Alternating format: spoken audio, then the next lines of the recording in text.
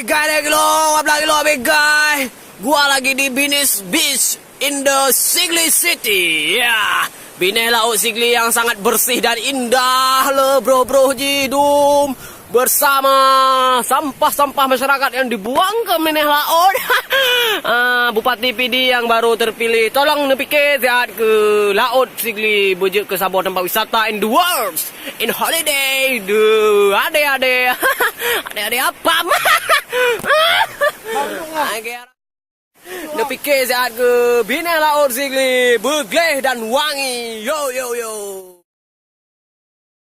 Okey guys. Nyo bang pubuk Belanda bang. Nyo pubuk kena on tarik bang. Galak-galak ke lah. Mana on tarik? Nyo mesin rela bang, mesin betul ede bang, ladi bang.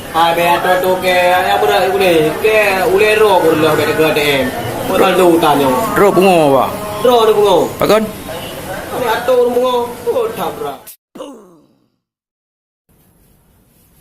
Tu rồi. Ui làm. Kêu sao đâu? Pakai tu sah. Malay ke, orang yang gerak cewek dah ni. Apa li? Justru tayo yang perle Malay ketika tayo na cewek. Karena nyan buat yang dilarang oleh Allah Subhanahu Wa Taala. Nyah na cewek, tayo lebih bangga. Pakan tapi balik pikiran. Kau gom mengar orang yang roi cewek. Alah. Yang justru nyan yang tayo harapkan baik sampai kejadian mana tiap dengan cewek kamu rem rawat desya dah dengku. Kah mangak ah. Ursa mangak. Kah leu roi. Apa lu? Ana mohon lu. Tapi dah ini ni. Nyawa muno. Ayo play. Apa saya? Oi, ai, tiba man jadi beri ke cewek usai.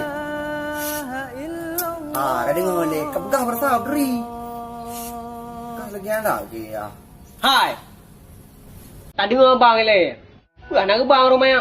Karu mentang tengah gebang apa apa. Kau bikin nak kena apa? Betul kau gay. Ahui dia. Hai dengku. Tayo harus tadi ngebang. Karena di antara abang dengan ikamahnya doa tayo han dula. Apa yang keun bak bang nyan tak jawab. Allahu akbar, Allahu akbar. Jawab Allahu akbar. Bungukum duduk kena. Kenapa lalai tak lek dunia? Cewek siapa dah fikir. Penting akhirat. Nyan yang lebih utama.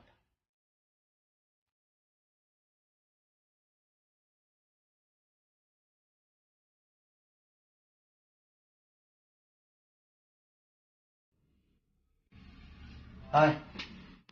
Kenal ni kamu le. Ada beberapa video bangai ni. Apa kan?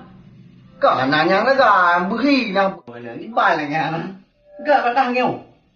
Kanyan, dia dah anak-anak god, tapi jina karya. Tayo apa karya? Kenya lu mi hanau ku kok anak pa wai belum. Yang kenya menyakit iri hati. Ya, kau lagi anjir tak kau perut lah, kau dengar ke. Cok.